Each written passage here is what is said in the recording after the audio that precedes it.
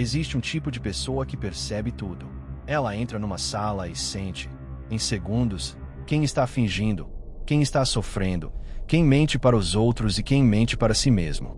Ela nota a tensão escondida atrás do sorriso, a inveja disfarçada de elogio, o casamento que acabou anos atrás mas continua de pé por costume.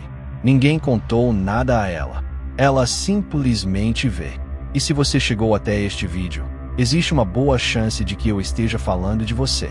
Então preciso te avisar de uma coisa que quase ninguém tem coragem de dizer. Esse dom tem um preço. Carl Jung, um dos maiores exploradores da mente humana que já existiu, chegou a uma conclusão perturbadora sobre as pessoas que enxergam demais. Ele descobriu que essa percepção, quando não é trabalhada, não é uma bênção. É um perigo real, capaz de destruir a pessoa que a carrega. Nos próximos minutos, você vai entender por quê. E vai entender, principalmente, o que separa quem é destruído por esse dom de quem é transformado por ele. Deixa eu começar com uma história real. Em 1913, uma mulher procurou o consultório de Jung na Suíça. Ela era o que ele chamava de intuitiva introvertida. Alguém cuja percepção operava num nível que a maioria das pessoas nem imagina existir. Ela via tudo. As motivações escondidas dos colegas. As mentiras que a própria família contava para se manter em paz. As sombras que as pessoas carregavam sem saber. E esse dom estava acabando com ela. Ela vivia exausta, isolada, à beira do colapso, carregando verdades que ninguém queria ouvir e sentimentos que nem eram dela. O que Jung fez com essa paciente, e o que aconteceu com ela 3 anos depois, muda completamente a forma de entender esse assunto. Mas eu vou guardar esse final para o momento certo. Porque antes, você precisa entender o que exatamente torna essa percepção tão perigosa.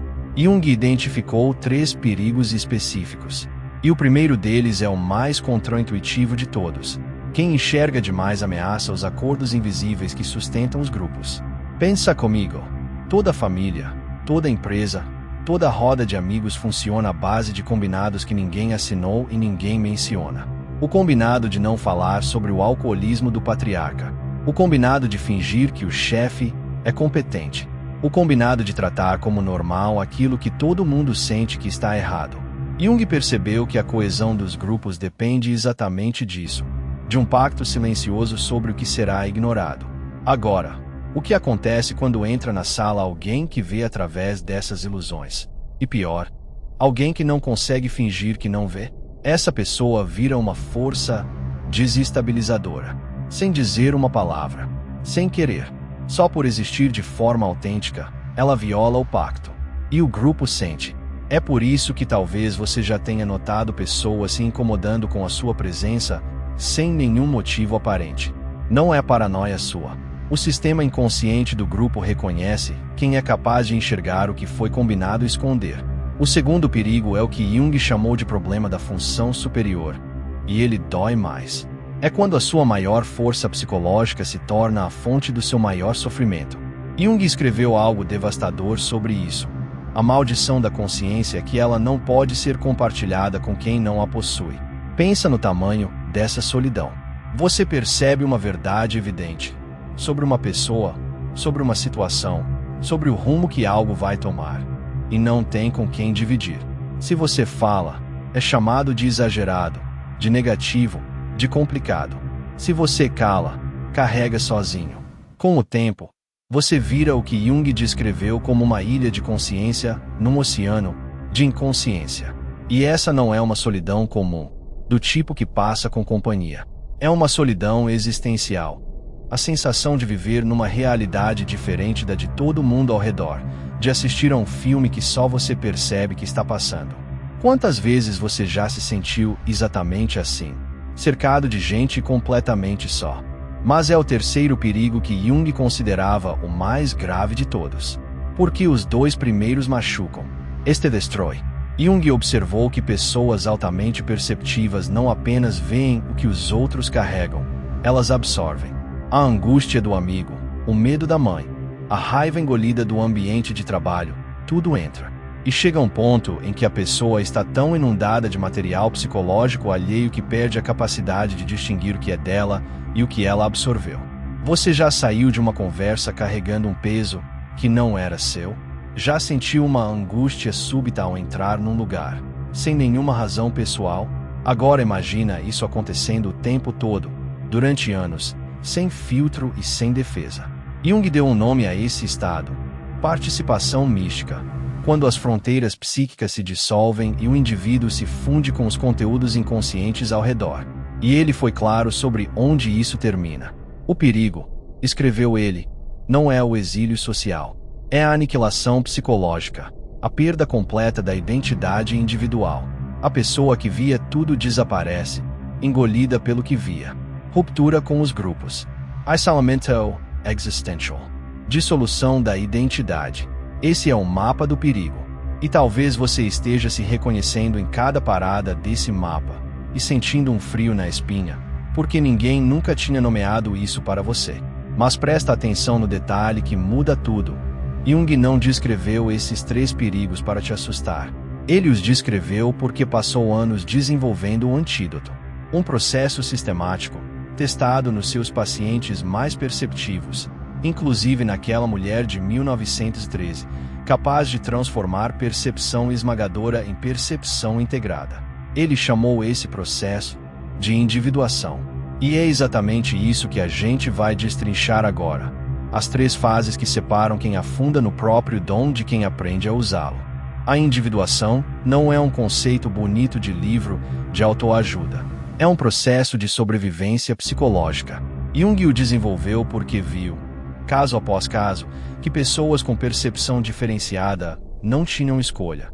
Ou aprendiam a integrar o que viam, ou eram consumidas por isso. E a primeira fase desse processo começa com uma pergunta que parece simples e não é. De tudo o que você está sentindo agora, o que é realmente seu? Jung chamou essa primeira fase de discriminação consciente. A capacidade de separar a experiência interior autêntica daquilo que foi absorvido de fora sem você perceber. Ele escreveu que a primeira tarefa é estabelecer o que pertence a você e o que pertence aos outros, e que sem essa separação, nenhum desenvolvimento individual é possível. Pensa na sua mente como uma casa onde, durante anos, todo mundo entrou e deixou coisas. Malas, caixas, movies inteiros. A angústia que você sente numa terça-feira à tarde pode ser sua, ou pode ser a ansiedade do ambiente do trabalho que você trouxe para casa sem notar. Aquela tristeza que aparece depois de visitar certa pessoa pode ser compaixão, ou pode ser o peso dela, que você carregou no colo até o seu quarto. Quem percebe demais, absorve demais, e vive com a casa cheia de bagagem alheia, se perguntando por que se sente tão pesado. A técnica que Jung prescrevia para essa fase era quase ofensiva de tão simples. Solidão diária, completa, sem estímulo, sem conversa, sem tela. Não como fuga, como decantação. Ele orientava seus pacientes perceptivos a passarem um tempo todos os dias em silêncio total, para que o material absorvido assentasse, como a areia num copo de água agitada. Quando a água aquieta, você finalmente enxerga o que é sedimento dos outros e o que é o fundo real do seu copo. Com a prática, uma voz vai se distinguindo das demais, a sua. E aqui vai um teste que você pode fazer ainda hoje. Fica 15 minutos em silêncio absoluto e observa quais pensamentos são seus e quais são ecos. Da opinião de alguém, da expectativa de alguém, do medo de alguém. A primeira vez que você faz essa separação de verdade, a sensação é de tirar uma mochila que você nem sabia que estava carregando. E existe um sinal claro de que essa primeira fase está funcionando. As suas reações começam a fazer sentido de novo. Aquela irritação que aparecia do nada ganha endereço. Você percebe de quem era. Aquele cansaço de domingo à noite revela a origem. Você descobre o que estava carregando. Não é mágica, é higiene psíquica. Jung tratava essa separação como o médico trata a asepsia. Não é o tratamento inteiro, mas sem ela, qualquer tratamento infecciona. Antes de interpretar qualquer coisa que você percebe nos outros, você precisa saber, com precisão, de onde você está percebendo. Mas é a segunda fase que separa os corajosos dos curiosos. Porque a segunda fase aponta a lente para dentro. Jung descobriu uma coisa desconfortável sobre as pessoas que enxergam a sombra dos outros com nitidez impressionante. Muitas vezes, elas veem tão bem lá fora justamente porque não olharam para dentro. Ele escreveu que tudo que nos irrita nos outros pode nos levar à compreensão de nós mesmos, mas só se tivermos a coragem de olhar para dentro em vez de permanecer focados para fora. Funciona assim. Quanto mais você nega sua própria capacidade de mentir, de manipular, de ser egoísta ou cruel, mais essas qualidades te perturbam quando você as vê nos outros. A perturbação é o sinal. Aquilo que você observa com desprezo no comportamento alheio é, com frequência, um quarto trancado da sua própria casa. A integração da sombra é abrir esse quarto. É admitir: eu contenho tudo o que eu vejo. A capacidade de trair está em mim. A vaidade está em mim. A covardia está em mim. E aqui está o paradoxo libertador. Admitir isso não te torna uma pessoa pior. Te torna uma pessoa completa. E pessoas completas enxergam sem julgar. A visão delas para de ser um tribunal e vira um instrumento. Você continua vendo tudo. Mas o que via com raiva passa a ver com compreensão. Porque reconhece.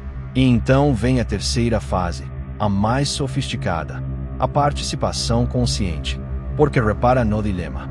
Se você só se protege, se isola e cai no segundo perigo. Se você só se abre, absorve tudo e cai no terceiro. A saída de Jung não é nem o muro, nem a esponja.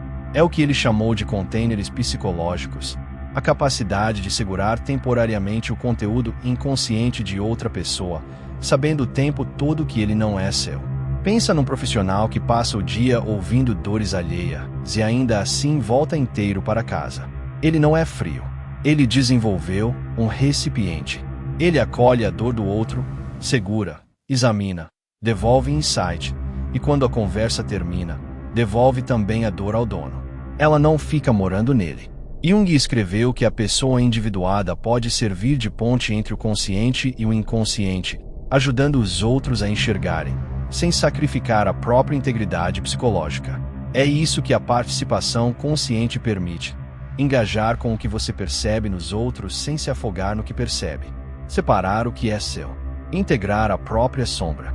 Aprender a segurar sem absorver. Essas são as três fases. E se elas parecem abstratas demais, eu te entendo, teoria é fácil. Por isso Jung não parou na teoria. Ele foi estudar o que acontece na prática quando alguém com percepção extraordinária atravessa a vida com esse processo, e o que acontece quando atravessa sem ele. E encontrou dois destinos tão opostos que parecem duas espécies diferentes de ser humano. De um lado, um dos maiores filósofos da história, destruído pelo próprio domingo. Do outro, um místico medieval que transformou a mesma capacidade em algo luminoso. E no meio dos dois, o próprio Jung, que quase não sobreviveu à travessia. São essas três histórias que vêm agora. E eu te garanto, em pelo menos uma delas, você vai se ver no espelho. A primeira história é a de Friedrich Nietzsche. Poucos seres humanos enxergaram tão fundo quanto ele. Nietzsche via através das fachadas sociais, religiosas e filosóficas do seu tempo com uma clareza que ainda hoje assusta. Ele percebeu ilusões que a humanidade levaria mais um século para começar a admitir. Jung estudou Nietzsche profundamente, admirava a potência daquela mente, e viu nela o retrato perfeito do primeiro destino, a percepção sem integração. Porque Nietzsche fez uma escolha, talvez sem perceber que escolhia. Em vez de usar o que via a serviço de compreensão e cura, ele empunhou a própria lucidez como arma. Golpeava a sociedade com as verdades que enxergava. Escrevia como quem duela. E foi se identificando cada vez mais com a própria capacidade de ver. Até que não sobrou nada nele além dela. Jung observou que Nietzsche permaneceu fundido à sua função superior em vez de integrá-la numa personalidade equilibrada.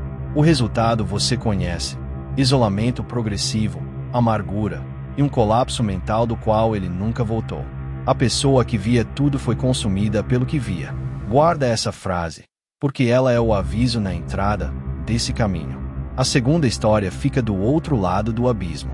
Mestre Eckhart, um místico medieval que Jung considerava o exemplo raro de integração bem-sucedida. Eckhart possuía o que Jung chamou de intuição mística, a capacidade de perceber realidades espirituais e psicológicas inacessíveis para as pessoas ao redor. A mesma matéria-prima de Nietzsche, o oposto exato do destino. Porque Eckhart fez outra escolha, canalizou o que via em serviço compassivo. Jung escreveu que ele transformou sua percepção superior em sabedoria capaz de nutrir os outros sem esmagá-los. Presta atenção nessa diferença, porque ela é sutil e é tudo. Eckhart via com a mesma clareza, mas falava de um jeito que convidava a compreensão em vez de provocar resistência. Ele não jogava a verdade na cara de ninguém. Ele a servia na medida em que o outro podia receber. Jung deu um nome à raiz dessa postura: humildade consciente. O entendimento de que percepção superior é um dom para ser compartilhado com sabedoria, não uma arma para ser empunhada. Nietzsche usou a visão para vencer. Eckhart usou a visão para servir. Um terminou destruído, o outro luminoso. Mesma capacidade, relações opostas com ela. E existe uma terceira história, que dá a essa conversa um peso que nenhuma teoria daria. É a do próprio Jung. Entre 1913 e 1919, Jung atravessou o que ele mesmo batizou de confronto com o inconsciente, um período documentado no famoso Livro Vermelho, em que sua percepção se abriu de forma tão avassaladora que quase o levou junto. Ele foi inundado por visões, símbolos, conteúdos psíquicos seus e alheios, e deixou registrada uma confissão que arrepia, vinda do maior psicólogo da sua era: eu fui ameaçado por uma psicose. O homem que mapeou a psique quase se perdeu dentro dela. O que o salvou não foi força de vontade, foi compreensão. Jung percebeu, no meio da tempestade, que aquelas percepções esmagadoras não eram doença. Eram evolução. Eram a consciência tentando ir além dos limites coletivos da época. Quando ele parou de lutar contra o próprio dom e começou a integrá-lo, dando forma, dando nome, dando função ao que via, a mesma força que quase o destruiu se tornou a fundação de toda a sua obra. Repara, até o dono do mapa precisou atravessar o território. Ninguém nasce integrado. Nem Jung. Agora, dessas três histórias, Jung tirou uma conclusão prática que quase ninguém menciona, e que talvez seja a parte mais importante deste vídeo para a sua vida cotidiana. A travessia não pode ser feita completamente sozinho. Jung escreveu que o privilégio de uma vida é tornar-se quem você realmente é, mas que esse privilégio não se realiza no isolamento.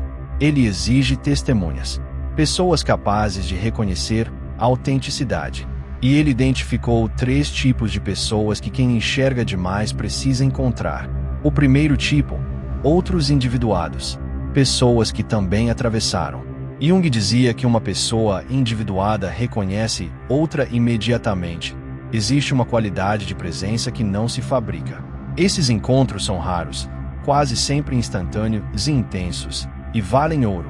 Com essas pessoas você pode ser inteiro, sem medo de esmagar ninguém. O segundo tipo, pessoas em processo. Gente que faz trabalho interior de verdade, terapia, autoconhecimento, prática espiritual séria. Elas podem não ter a sua percepção, mas entendem o valor dela e não se defendem contra você. O terceiro tipo, os containers naturais. Pessoas maduras, que já atravessaram tempestades da própria vida e desenvolveram a capacidade de segurar conteúdo pesado sem desabar. Afozereno, uma amiga que já enterrou muita coisa. Elas não veem o que você vê, mas aguentam ouvir. E como saber se alguém é seguro para receber o que você percebe? Jung deixou os sinais. A pessoa faz perguntas genuínas sobre as suas observações, em vez de se defender imediatamente. Admite as próprias contradições sem vergonha. Tem interesse real pelo mundo interno, o dela e o seu. E mantém estabilidade diante de verdades desconfortáveis. Se os sinais aparecem, Jung ainda recomendava um protocolo. Revele-se aos poucos. Começa com observações pequenas e gentis. Observa a reação. Defensiva ou curiosa. Aprofunda só na medida da capacidade demonstrada. E sempre, sempre, Ofereça o que você vê como contribuição, nunca como decreto. O objetivo não é achar quem aceite tudo o que você enxerga. É achar quem consiga dialogar com a sua percepção sem senti-la como ataque. Nietzsche, Eckhart Jung. A arma, o serviço, a travessia. E agora que você conhece os destinos possíveis, falta o mapa final.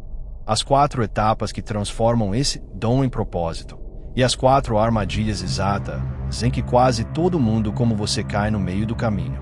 Uma delas, aliás, tem um nome que provavelmente vai te dar um choque de reconhecimento. E é por ela que a gente começa. A primeira armadilha tem nome de diagnóstico: inflação. É quando o ego se identifica com o próprio dom. Quando eu percebo coisas que os outros não percebem, vira, silenciosamente, eu sou superior aos que não percebem. Jung avisou que, nesse momento, a pessoa é cortada das relações humanas comuns. E a inflação tem uma variante que talvez te dê um choque de reconhecimento: o complexo de profeta. A crença de que, já que você vê, você é obrigado a salvar todo mundo da inconsciência. Você começa a corrigir, alertar, pregar.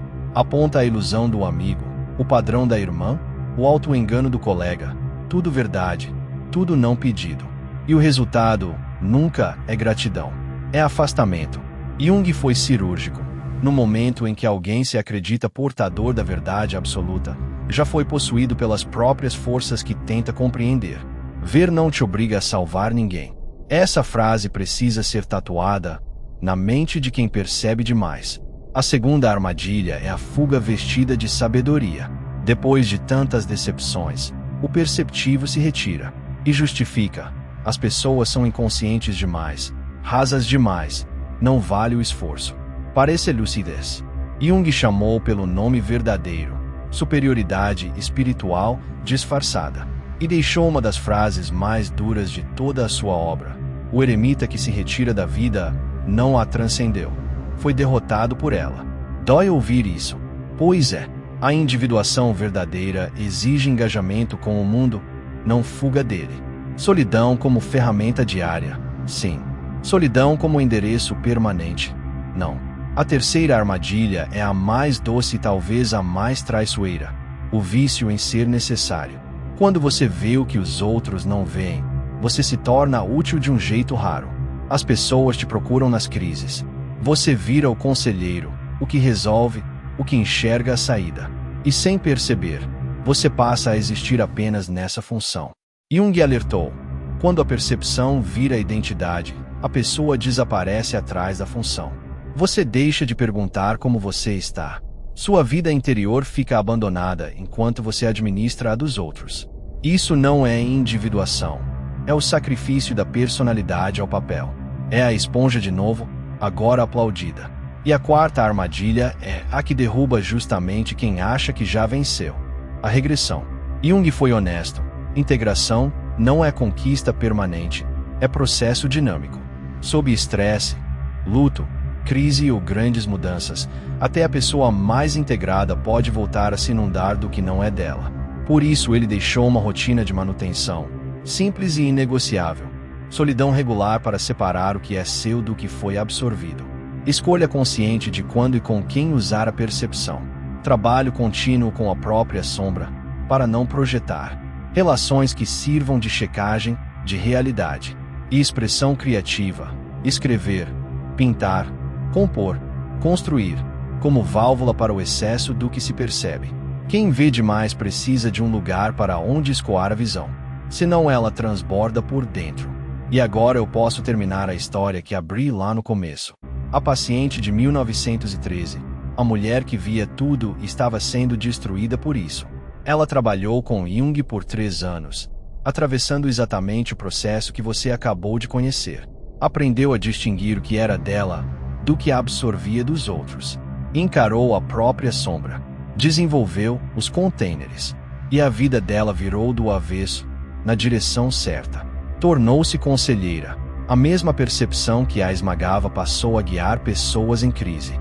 Construiu relações com gente que valorizava seus insights em vez de temê-los. E o mais importante, parou de viver o dom como maldição. Jung resumiu a transformação numa frase perfeita. Ela não aprendeu a ver menos. Aprendeu a ver com mais sabedoria. O dom ficou intacto. O que mudou foi a relação com ele. E é aqui que tudo se encaixa. Jung acreditava que pessoas assim têm uma função que vai além delas mesmas. Ele as chamava de pioneiras da consciência. Indivíduos cujo desenvolvimento psicológico chega antes do coletivo estar pronto. O sensível sente primeiro o que a cultura inteira vai precisar encarar depois. O que aparece primeiro como percepção individual, escreveu Jung, se manifesta depois como transformação cultural. E ele deixou também o aviso que amarra este vídeo inteiro. O que não se torna consciente chega até nós como destino. Quem integra a própria percepção ajuda a tornar consciente o que está escondido, antes que isso exploda como destino, na vida de uma pessoa ou de uma época. Então deixa eu te devolver, agora em ordem, o que Jung descobriu. Ver demais tem 3 perigos reais: romper os pactos invisíveis dos grupos, a solidão de uma consciência que não se compartilha, e a dissolução de quem absorve tudo. A resposta tem 3 fases: separar o que é seu, integrar a própria sombra, aprender a segurar sem se afogar. Os destinos são 2: a arma que destruiu Nietzsche ou o serviço que iluminou Eckhart. E o caminho tem 4 armadilhas: o profeta, o eremita, o salvador e a recaída. Mas a síntese final cabe numa única frase, e eu queria que você a levasse daqui como quem leva uma chave. O seu dom não é o seu fardo. A sua relação inconsciente com ele. Essa, sim, é o fardo. Você não está quebrado por ver o que os outros não veem. Você não é exagerado, não é complicado, não é demais para este mundo. Você está psicologicamente à frente do seu tempo, e agora sabe o que fazer com isso. Se você chegou até aqui, é quase certo que não foi por acaso. Vídeos assim não seguram quem não se reconhece neles. Então se inscreve no canal e ativa o sino. Toda semana a gente mergulha fundo numa ideia capaz de mudar a forma como você enxerga a própria mente. E deixa nos comentários 3 palavras: eu vejo além. Para eu saber quem chegou ao final. E para que as outras pessoas que vêm demais descubram, lendo os comentários, que nunca estiveram sozinhas. A sua percepção não veio para te isolar. Ela veio para te transformar. A partir de hoje, que ela seja ponte, e não peso. Sua jornada está só começando.